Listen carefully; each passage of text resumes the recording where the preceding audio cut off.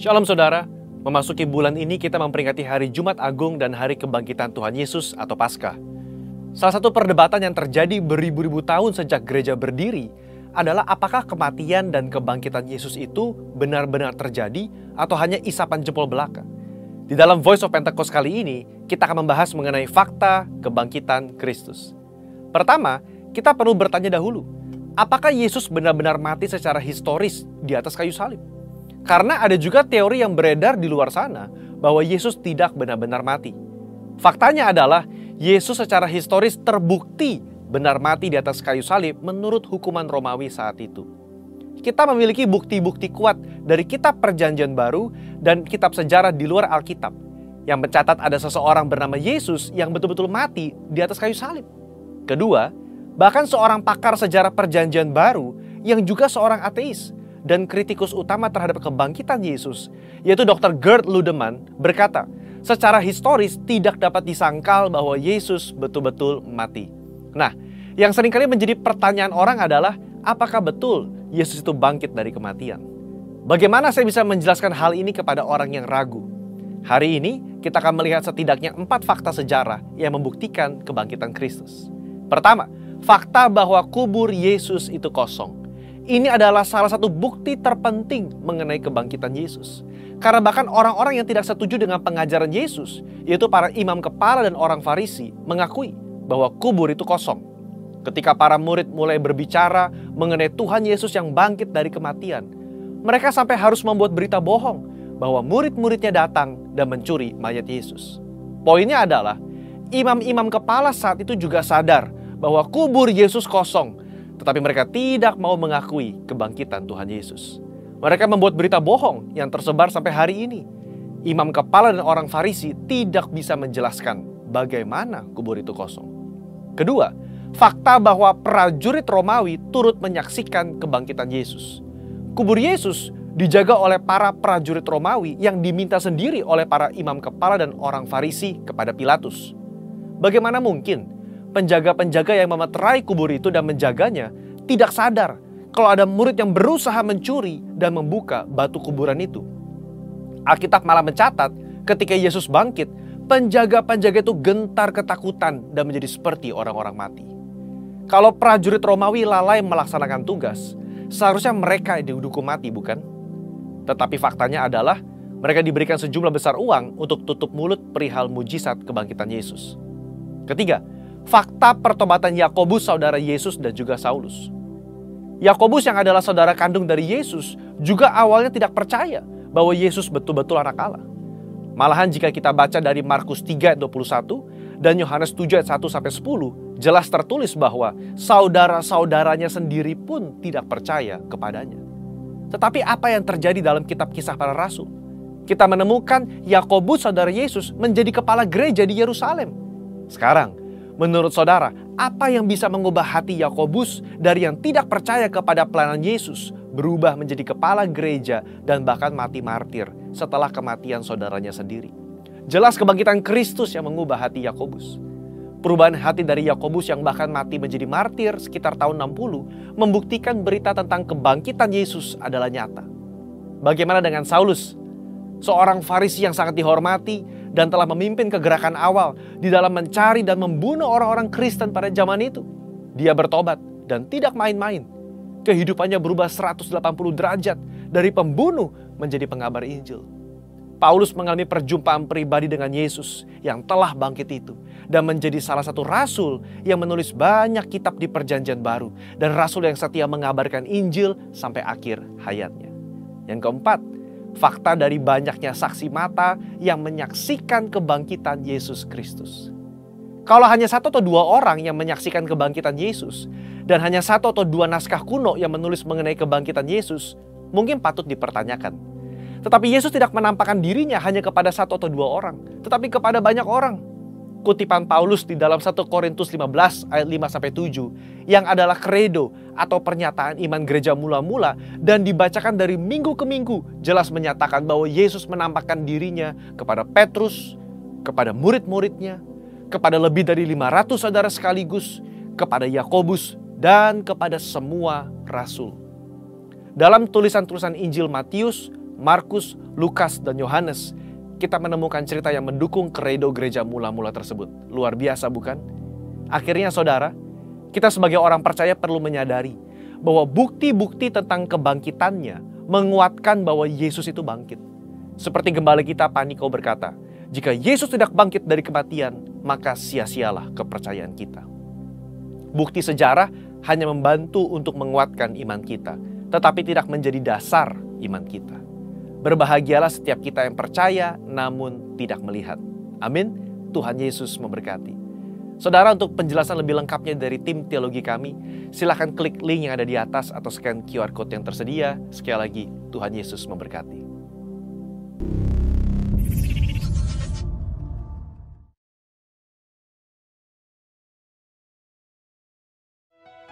Haleluya. Shalom Bapak Ibu Saudara-saudari yang terkasih di dalam Tuhan Yesus. Shalom.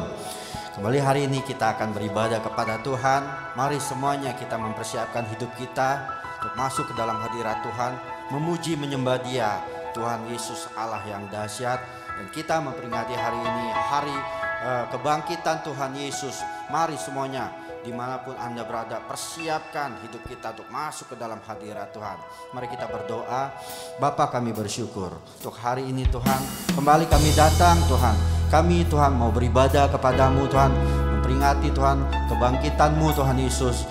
Engkau Tuhan telah mati menebus kami, namun Engkau dibangkitkan Tuhan untuk Tuhan, lebih lagi Tuhan Yesus, biar kami semua Tuhan digenapi Tuhan firman-Mu Tuhan. Terima kasih Tuhan Yesus, dimanapun kami berada Tuhan, kami siapkan hati kami Tuhan untuk memuji menyembah Tuhan lebih lagi. Terima kasih Bapa, di dalam nama Tuhan Yesus. Haleluya, amin. Makasih Tuhan, kami mau memuliakan nama-Mu, sebab Kau layak dipuji dan ditinggikan. Terima kasih Tuhan Yesus. Haleluya. Mulia,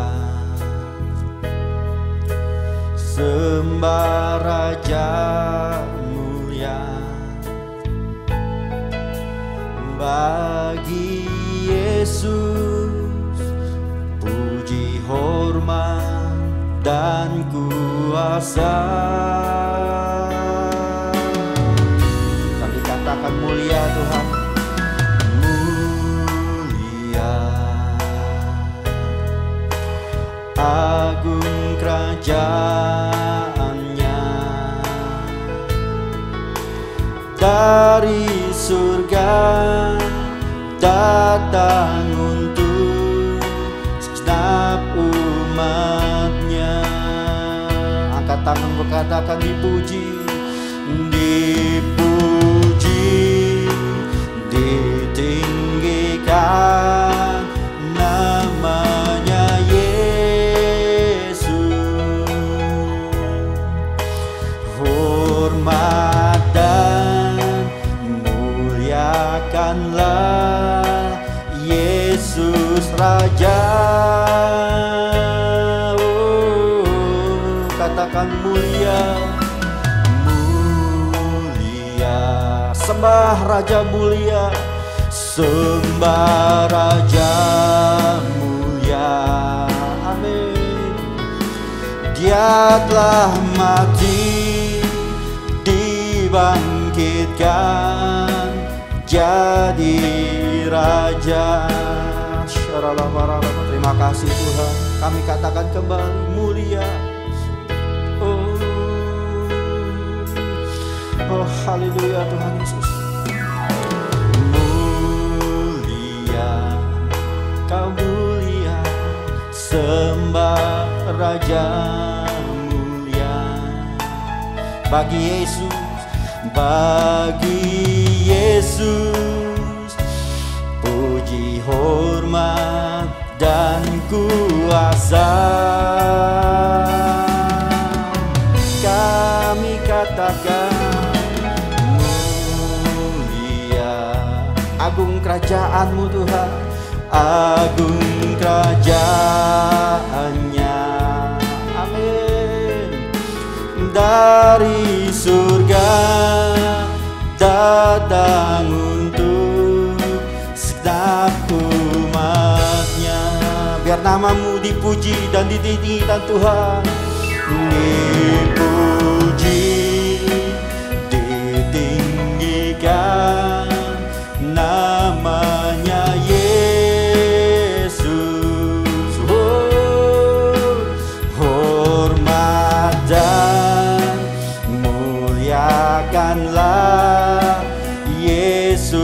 Raja.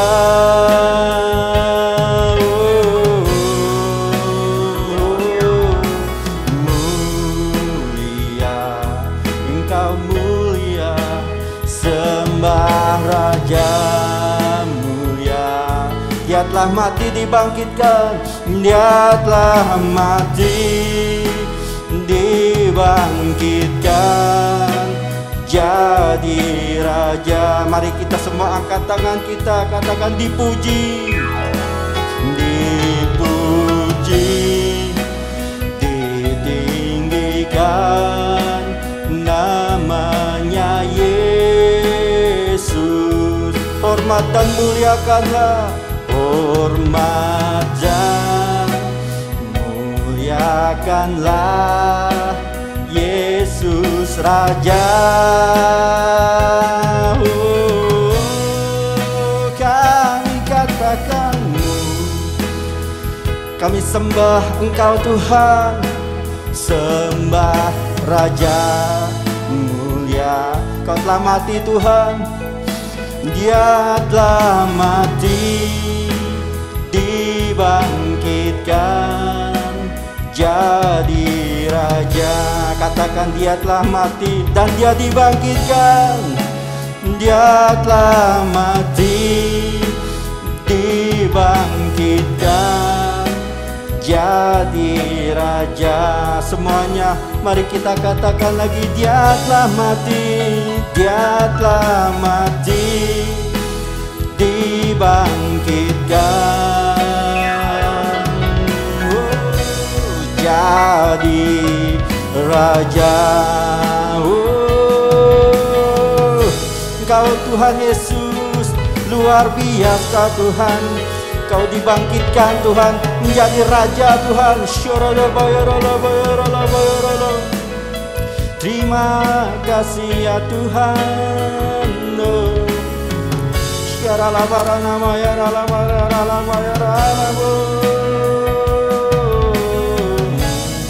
Terima kasih ya Tuhan, kami bersyukur.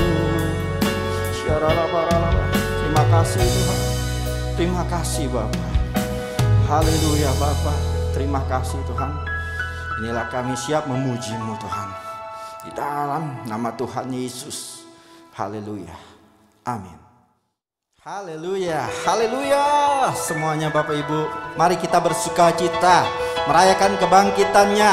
Semua engkau yang percaya berikan sorak-sorai bagi Tuhan. Haleluya. Kami percaya Tuhan, Kau bangkit Tuhan. Kau luar biasa, Raja di atas segala raja. Mari kita katakan, rayakan. Rayakan, Yesus rayakan. Amin. Rayakan, Yesus rayakan. Mari lagi katakan, rayakan. Rayakan, Yesus rayakan. Rayakan, Yesus rayakan. Dia bangkit, Dia bangkit, Dia bangkit dan hidup selamanya. Dia bangkit, Dia bangkit. Marilah rayakan kebangkitan Tuhan kita. Semuanya, kau yang percaya di rumah-rumah, mari kita katakan lagi, rayakan. Rayakan, Yesus rayakan. Kami mau merayakannya Tuhan. Rayakan, Yesus rayakan. Mari katakan lagi, rayakan. Rayakan, Yesus rayakan. Amin. Rayakan, Yesus rayakan. Angkat panji-panji kemenangan. Dia bangkit, Dia bangkit dan hidup selamanya.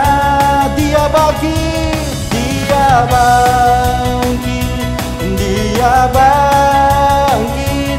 Marilah rayakan kebangkitan Tuhan kita. Semuanya katakan lagi, Dia bangkit, Dia bangkit dan hidup selamanya.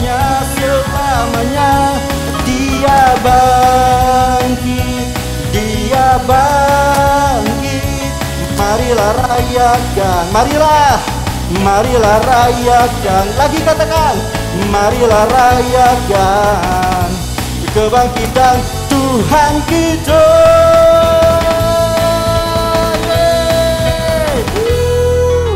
Haleluya, Dia bangkit bagi kita semua. Amin. Haleluya. Mari Bapak Ibu, kalau sebentar kita akan masuk ke dalam firman Tuhan. Kita mau mempersiapkan hidup kita untuk menerima taburan benih firman Tuhan. Terima kasih Tuhan, kami siap mendengarkan isi hati-Mu yang akan disampaikan oleh hamba-Mu Tuhan. Kau pakai Tuhan kuasa urapan-Mu, biar firman yang disampaikan boleh tertanam, bertumbuh dan berbuah di dalam hidup kami. Terima kasih Tuhan, berikan kami telinga seorang murid yang mendengarkan firman. Terima kasih ya Bapak, di dalam nama Tuhan Yesus. Haleluya, amin. Betapa besar karyanya bagi kita Bapak Ibu, kasih yang terindah dan luar biasa yang memberikan hidupnya bagi kita semua. Haleluya Tuhan Yesus, terima kasih Bapak. Kasih yang terindah,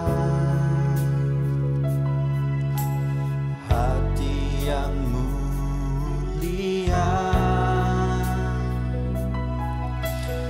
hanya ku temukan di dalam-Mu, Yesusku. Bagian dari hatiku, selalu di setiap waktuku, tiada pernah berubah kasih-Ku. Karya terbesar dalam hidupku, pengorbanan-Mu yang selamatkanku.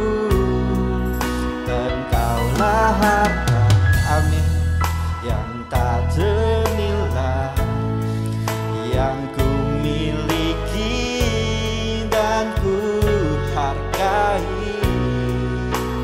Yesus, Engkau ku kagumi. Kasih yang terindah Tuhan, Engkaulah kasih yang terindah dalam hidup kami Tuhan. Hati yang mulia hanya kami temukan di dalam-Mu Tuhan. Dalam-Mu, Yesusku. Inilah pujian dari hati kami, pujian dari hatiku. Selalu di setiap waktuku, amin Tuhan Yesus. Tiada pernah berubah kasih-Ku.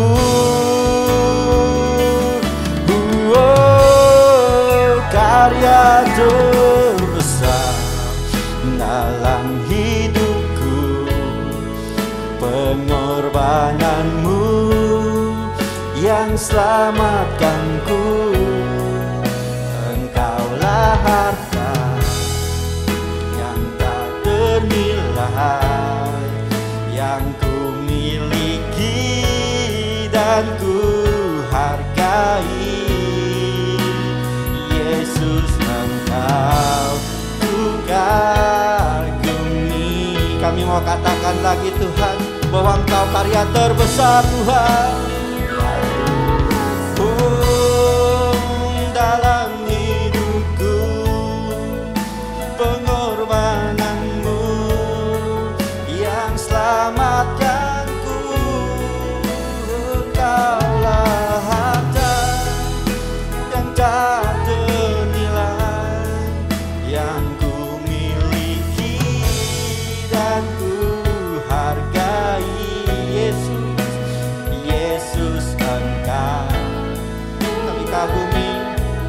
Yesus Engkau, Yesus Engkau, ku kagumi, oh Yesus Engkau, ku kagumi,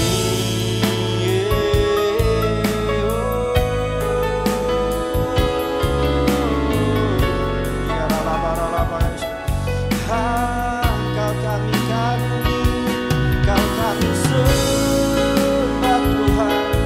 Terima kasih Bapa, terima kasih Tuhan.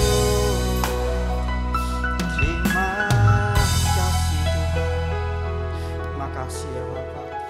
Haleluya. Mari kita berdoa sebelum kita dengar firman Tuhan. Bapa di sorga, terima kasih betapa kami rindu untuk Tuhan bersekutu di rumah-Mu. Terima kasih untuk hari ini kami boleh berkumpul bersama-sama. Itu semua karena anugerah-Mu, itu karena kasih setia-Mu. Kami boleh Tuhan masuk dalam hadirat-Mu, pengurapan-Mu turun atas hidup kami. Oh Tuhan Yesus, Roh-Mu memimpin kami dan kami boleh memuji dan menyembah Engkau. Terima kasih kalau kami boleh beribadah hari ini. Urapi kami semua, urapi hamba-Mu. Biarlah Engkau sendiri yang dimuliakan Tuhan, Engkau sendiri yang diagungkan melalui ibadah kami hari ini. Terima kasih Bapa, segala kemuliaan, hormat dan sanjungan hanya bagi nama-Mu. Dalam nama Yesus. Amin. Nah, shalom saudara-saudara. Shalom. Baik saudara-saudara yang ada di tempat ini, yang di Zoom meeting, di rumah-rumah, dan dimanapun saudara melihat dan menonton daripada video ini, saudara, Yesus telah bangkit. Kita merayakan kebangkitan Tuhan Yesus. Kita tidak akan pernah lupa bahwa kita telah merayakan Jumat Agung, di mana Tuhan Yesus menyerahkan dirinya, mati bagi kita, menebus kita. Harusnya kita yang harus digantung di atas kayu salib, kita yang harus mati, tapi Yesus menggantikan kita. Saudara, kematian Tuhan Yesus itu menebus dosa kita, tetapi tidak banyak artinya kalau tidak ada satu kebangkitan, saudara. Kebangkitan, saudara, kepercayaan orang Kristen itu dilandaskan atas dasar kebangkitan Tuhan Yesus dari kematian. Inilah yang menyebabkan, saudara, gereja Tuhan, orang Kristen itu berbeda daripada agama-agama lain. Gereja ini berbeda karena Tuhan Yesus bangkit dari kematian. Nah, saudara, pagi hari ini kita mau sama-sama melihat ada 6 dampak kuasa kebangkitan yang terjadi di dalam hidup orang percaya. Kalau kita baca di dalam Markus 16 ayat pertama sampai ayat yang ke-7, ya, kita baca di dalam Markus pasal yang ke-16 ayat pertama sampai yang ke-7. Khususnya ayat yang ketiga dikatakan gini, mereka berkata seorang dengan yang lain, siapakah yang akan menggulingkan batu itu bagi kita? Saudara, peristiwa ini pagi-pagi, ya, pada wanita itu mereka beli, saudara, untuk minyak wangi-wangian untuk mengurapi daripada mayat Yesus. Mereka datang pagi-pagi, tetapi apa yang terjadi? Pada waktu mereka datang pagi-pagi, mereka teringat bahwa kubur Yesus itu disegel, ditutup dengan batu yang besar. Saudara, nggak kira-kira itu tonan. Sehingga mereka berpikir, siapa yang dapat membantu untuk membuka pintu daripada kuburan itu? Jadi, saudara, kebangkitan Kristus itu menyelesaikan semua masalah hidup manusia. Setiap kita, saudara, apapun yang dilakukan untuk mengasihi Tuhan Yesus, itu ada masalah yang mereka hadapi. Wanita-wanita ini menghadapi satu masalah. bahwa ada batu yang besar menjadi penghalang, artinya ada satu penghalang. Nah, masalah yang terbesar dalam kehidupan manusia itu adalah kuasa dosa. Itu adalah maut, kematian. Masalah dosa ini yang menjadikan hal yang besar dihadapi manusia. Masalah ini dampaknya mendatangkan maut bagi setiap manusia. Tetapi kebangkitan Yesus itu telah mengalahkan di dalam semua masalah-masalah yang dihadapi ini. Nah, saudara, kalau masalah yang besar ini telah dihadapi oleh Tuhan Yesus telah menang, apalagi masalah yang kadarnya tidak seberat dosa ini. Tetapi ada kecenderungan tak kala kita diperhadapkan dengan masalah kehidupan, kita lupa bahwa sebenarnya masalah yang ada di hadapan kita sudah diselesaikan Tuhan Yesus dengan kebangkitan Tuhan Yesus. Tetapi karena kita kadangkala melupakan berita yang besar ini, berita kebangkitan Kristus ini, sehingga kita tidak mengambil kuasa kemenangan daripada kebangkitan itu. Kita menjadi manusia yang terluka, dendam, pesimis, tertatih-tatih dengan beban yang berat. Nah, saudara, kita sangat ketakutan, kita khawatir, kita cemas, seolah-olah seperti Tuhan Yesus belum bangkit. Siapa yang akan menggulingkan batu besar itu? Artinya siapa yang akan mengangkat masalah itu dari hidup kita? Tapi hari ini, puji Tuhan, kita merayakan kebangkitan Tuhan Yesus. Kebangkitan Tuhan Yesus merupakan penyelesaian akan dosa manusia, masalah manusia, apapun masalahmu. Kebangkitan Tuhan Yesus telah menyelesaikannya. Percayakah engkau akan hal itu? Kalau engkau percaya, beban seberat apapun tidak akan menguburkan pandangan hidupmu terhadap sesuatu yang sangat besar yang Tuhan telah lakukan dalam hidup kita, yaitu kebangkitan Tuhan Yesus dari kematian. Kita tidak akan menghindari masalah, tetapi kita menjadi orang percaya, kita harus menghadapi masalah, menghadapinya dengan kacamata iman, dengan kacamata percaya bahwa kemenangan itu sudah ada di dalam genggaman kita. Dan kita tidak akan meragukan kuasa Tuhan dan masalah-masalah kita, karena kebangkitan Kristus itu telah mengalahkannya. Dan kita menikmati kemenangan bersama dengan Tuhan Yesus. Saudara, oleh sebab itu di dalam ayat yang keempat daripada Markus 16 ini, kalau kita baca bunyinya gini, tetapi ketika mereka melihat dari dekat, jadi bukan merekayasa. Saudara, kadang-kadang kita kalau masalah itu belum terjadi, kita angan-angan otak kita berpikir siapa yang bisa menolong. Tetapi ketika mereka melihat dari dekat, artinya datang dekat melihat, tampaklah bahwa batu itu memang sangat besar. Itu Alkitab yang tulis, saudara, memang sangat besar. Masalah itu sangat besar ketika engkau mendekati. Tetapi saudara, sudah terguling. Siapa yang melakukan? Kuasa Allah yang luar biasa. Apa yang kita khawatirkan, apapun masalah kita, sebenarnya Tuhan sudah menggulingkan lewat kebangkitannya. Jadi pegang ini, bahwa apapun masalah kita hari ini, kebangkitan Kristus telah membayar semuanya dan telah lunas. Jadi apa akibatnya kebangkitan Tuhan Yesus dalam hidup kita? Yang pertama, kita tidak usah takut menghadapi kematian. Sebab maut telah dikalahkan. Jadi jangan takut mati.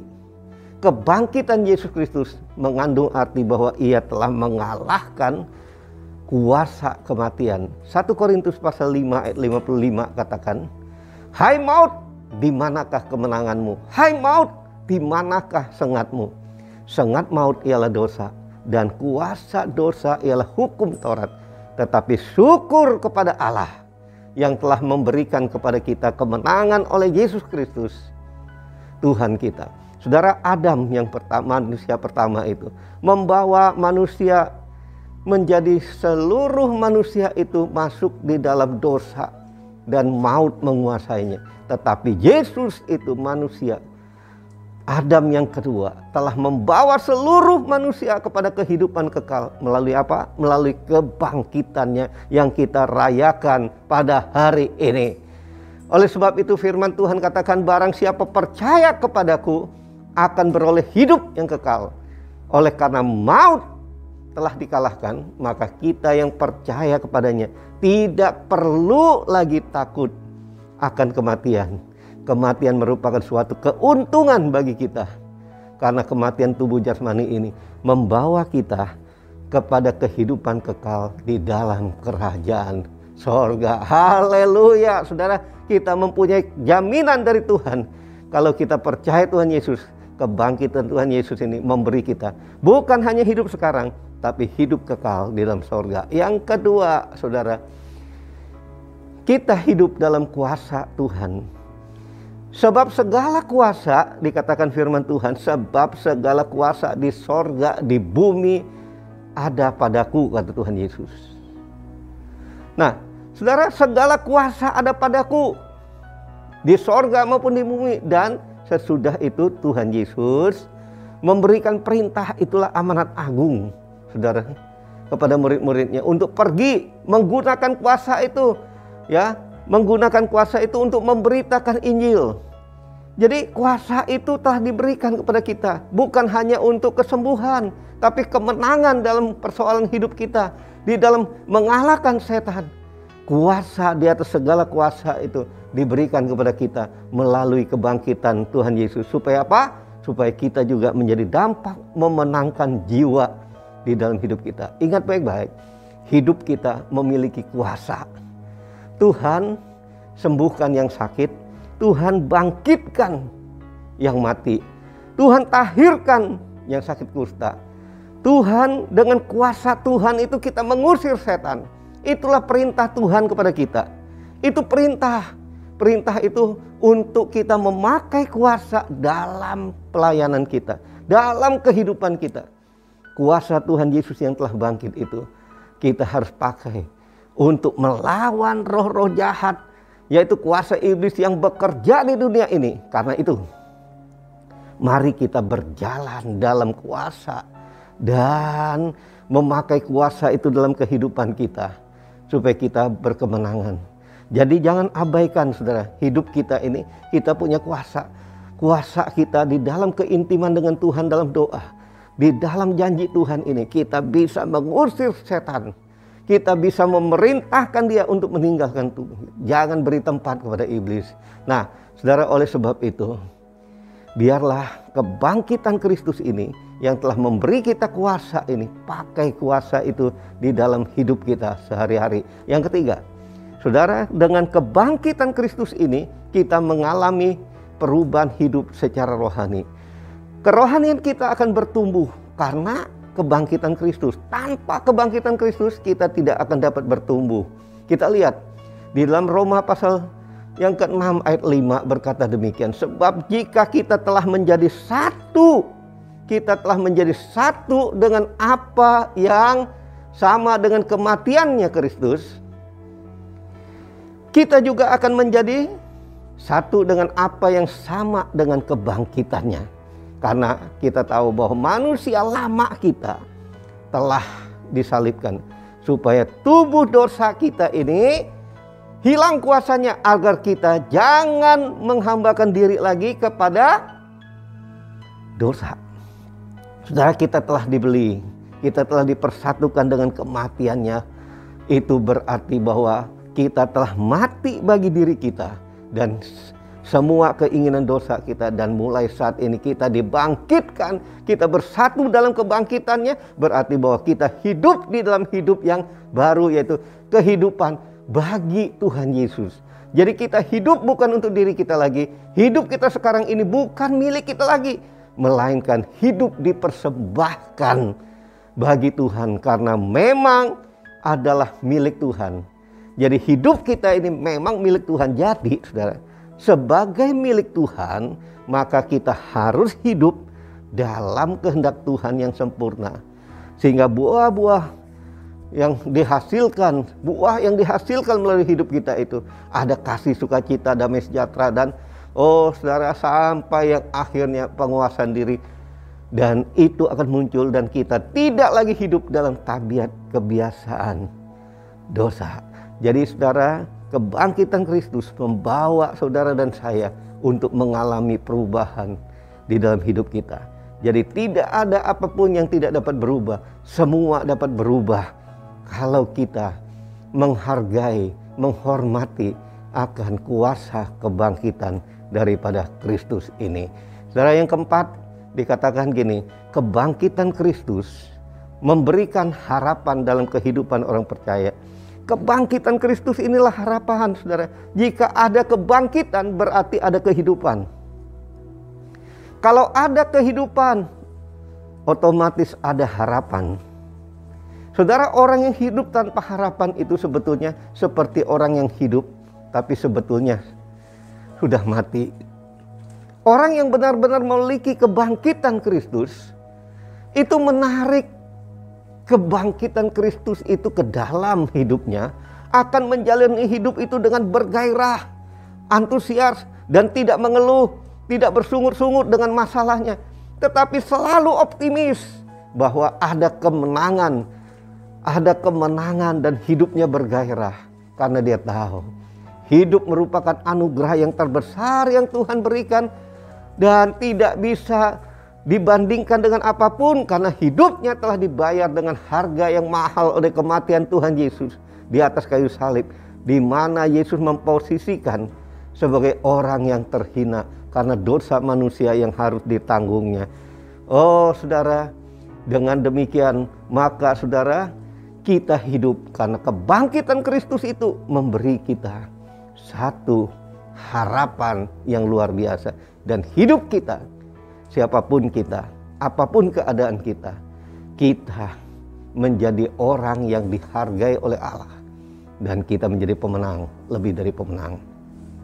Yang kelima, saudara, kebangkitan juga berarti memiliki harapan yang besar dalam hidup kita, karena kebangkitan Kristus itu memberi harapan hidup, termasuk menang atas masalah kehidupan yang terpampang di dalam kehidupan kita.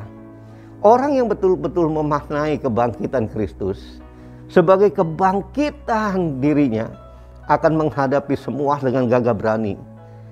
Tidak akan takut dengan percobaan seberat apapun, karena dia tahu hidupnya itu bukannya lagi hidup dia lagi, artinya Kristus itu hidup di dalam dia.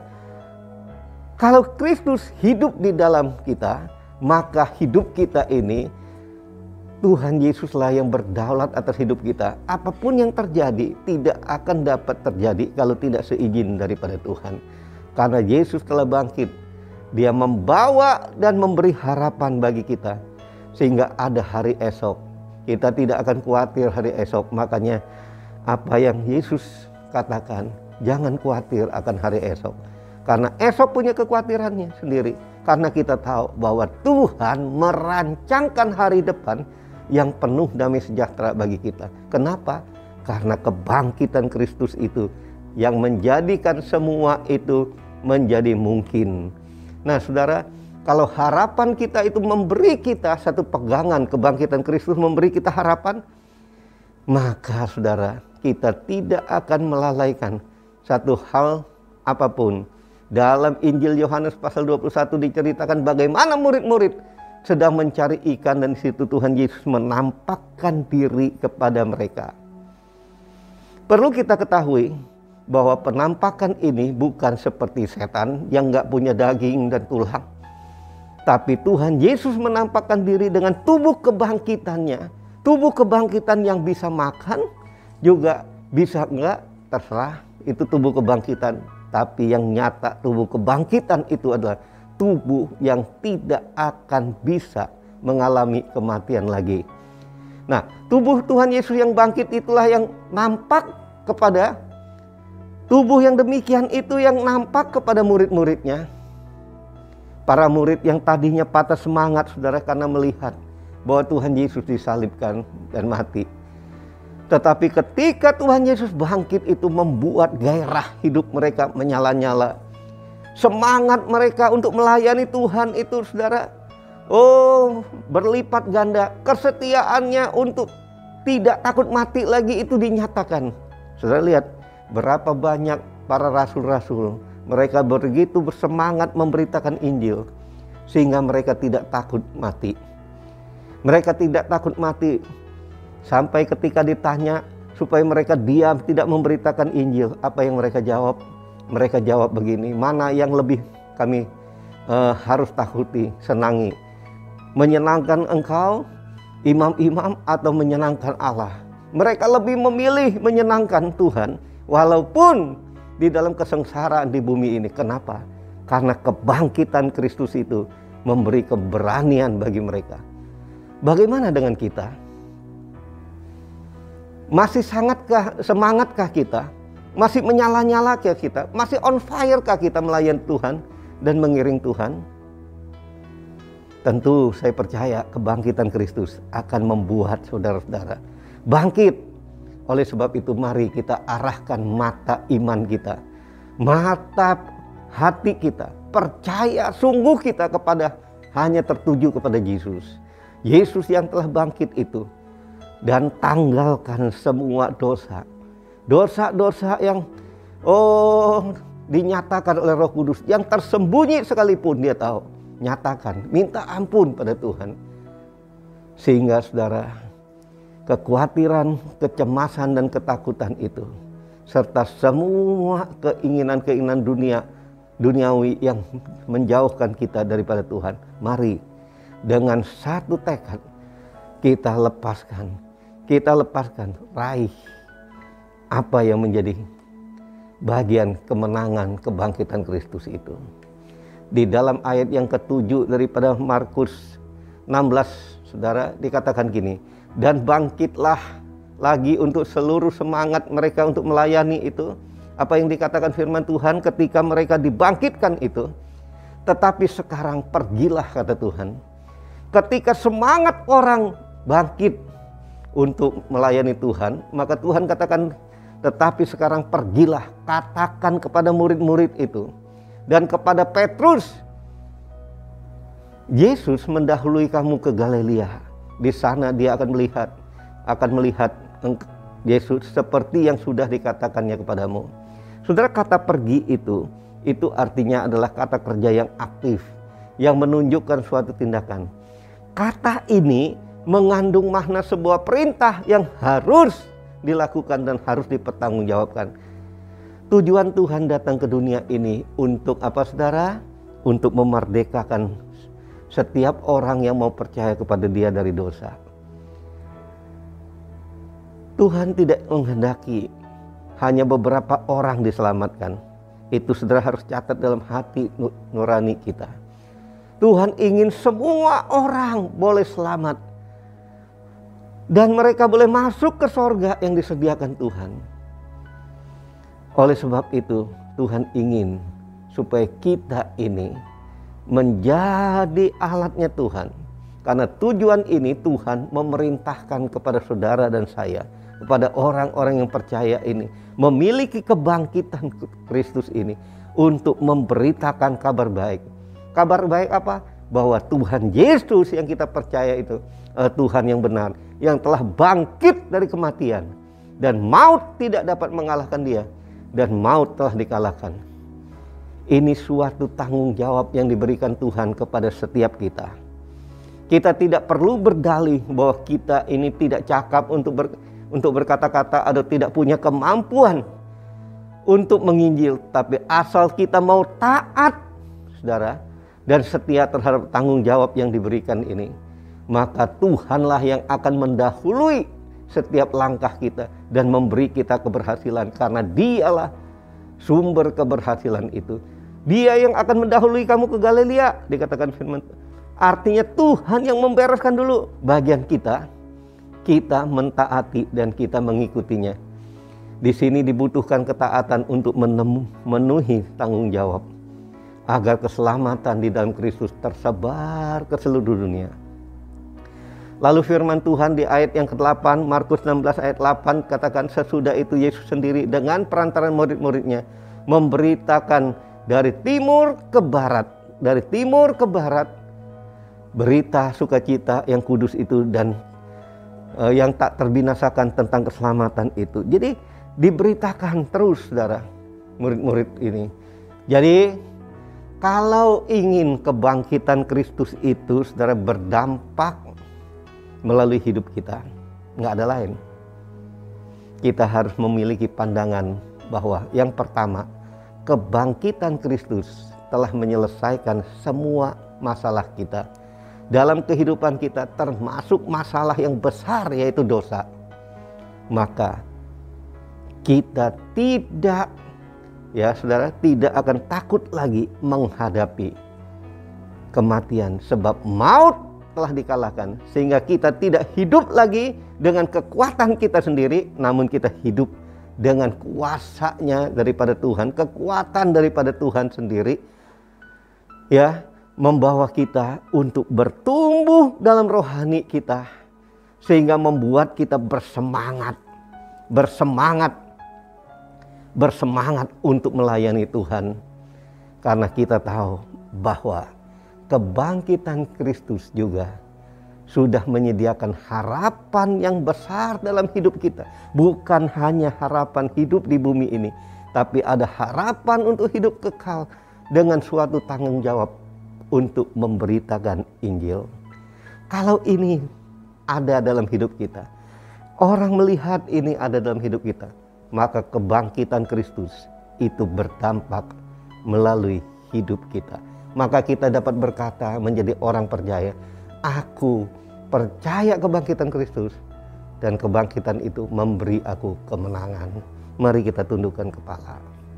Bapa di sorga, terima kasih untuk firman-Mu yang telah membawa kami untuk supaya kami ini menempatkan kebangkitan Kristus itu menjadi dampak melalui hidup kami.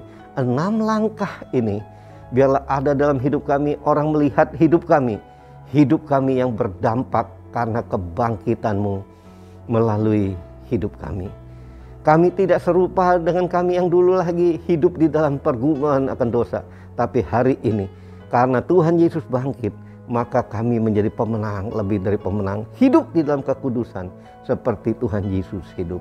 Terima kasih Bapa. Kemuliaan hanya bagi nama-Mu. Oh rala nama syanda karala nama. Terima kasih Bapa, dalam nama Yesus. Haleluya. Haleluya.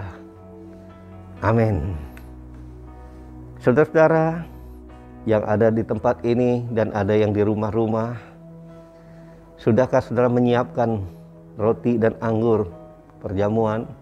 Kalau sudah saudara menyiapkan, mari kita sama-sama saudara merenungkan akan firman Tuhan. Kita masuk di dalam perjamuan kudus. Mari kita saudara di dalam hidup kita ini, Tuhan mengingatkan kita akan firman Tuhan, supaya kita ini setiap kali kita makan dan minum dari roti dan cawan daripada Kristus ini, maka kita sedang memberitakan tentang Kristus sampai Ia datang kembali. Nah, saudara, perjamuan kudus ini adalah perjamuan Tuhan Yesus sendiri. Setiap kita masuk dalam perjamuan, mari kita, saudara, untuk dapat berkata, biarlah peringatan akan daku ini, kata Tuhan. Biarlah engkau mengingatkan akan aku. Mari kita ingat kebaikan Tuhan dalam hidup kita. Tetapi saudara, Tuhan juga mau satu hal dalam hidup kita, supaya kita makan dan minum dari cawan Tuhan ini. Kita diminta untuk boleh introspeksi diri kita masing-masing. Kalau ada dosa, ada apapun yang mengganjal hidup kita, yang menjadi penghalang daripada kasih Allah itu dalam hidup kita, maka jangan tunggu lama-lama. Jangan tunggu lama-lama. Mari langsung minta ampun pada Tuhan. Oh, rala nama syanda karala nama. Langsung kita minta ampun pada Tuhan. Mari kita berdoa. Angkat kedua tanganmu. Ikuti saya berdoa. Tuhan Yesus, ampuni aku. Ampuni segala dosaku, karena Engkau begitu mengasihi aku dan mencintaiku. Bahkan Engkau rela mati untuk membebaskan aku dari hukuman dosa, sehingga aku boleh beroleh hidup yang kekal. Terima kasih Tuhan Yesus. Engkau melayakkan aku untuk mengambil bagian dalam perjamuan kudus hari ini. Karena Engkau bangkit, maka aku menjadi pemenang, lebih dari pemenang. Terima kasih Tuhan Yesus. Dalam nama Tuhan Yesus. Amin.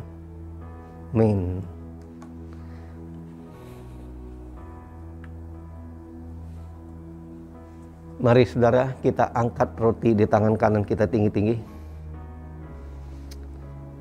Seperti mana firman Tuhan katakan, sebab apa yang telah kuteruskan kepadamu telah aku terima dari Tuhan, yaitu bahwa Tuhan Yesus pada malam waktu Ia diserahkan, Dia mengambil roti, dan sesudah itu Ia mengucap syukur atasnya. Ia memecah-mecahkannya dan berkata, inilah tubuhku yang diserahkan bagi kamu. Perbuatlah menjadi peringatan akan aku. Saudara-saudara, bukankah roti yang kita pecah-pecahkan adalah persekutuan kita dengan tubuh Kristus? Amin. Mari kita makan dalam nama Yesus.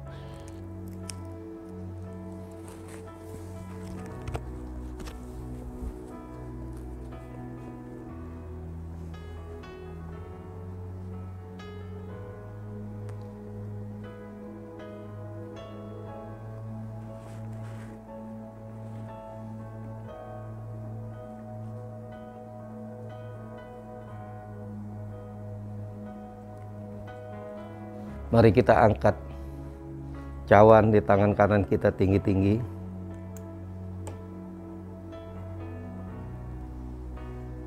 Demikian juga Ia mengambil cawan sesudah makan lalu berkata,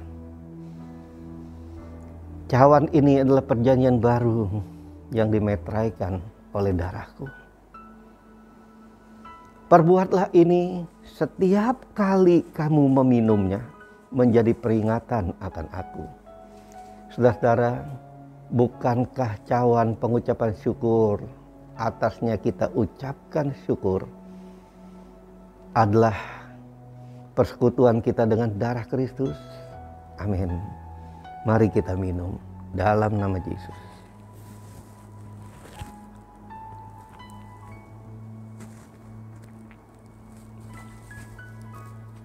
Mari angkat kedua tangan kita. Oh, rala nama syanda karalana. Kirala nama syanda karalana nama syanda. Terima kasih Bapa. Oh, rala nama syakarala nama syanda. Ucapkan syukur dan terima kasih pada Tuhan. Oh, haleluya. Terima kasih. Terima kasih. Oh, terima kasih untuk kasih setiamu Tuhan. Engkau begitu luar biasa. Yang sakit Engkau telah sembuhkan, yang lemah telah Engkau kuatkan, mereka yang susah Engkau telah hiburkan. Setiap mereka yang mengalami persoalan, Engkau telah bangkit dan memberi kemenangan, sehingga mereka hidup menang lebih daripada pemenang. Terima kasih Tuhan Yesus. Terima kasih untuk kasih-Mu. Saat ini kami telah diubahkan. Kami hidup bukan untuk diri kami lagi, kami hidup untuk Tuhan. Oleh sebab itu saudara, mari kita angkat kedua tangan kita. Sambil kita berdiri di tempat kita, kita mengangkat tangan kita. Kita mau dilengkapi oleh Tuhan. Tuhan melengkapinya dengan berkat Tuhan.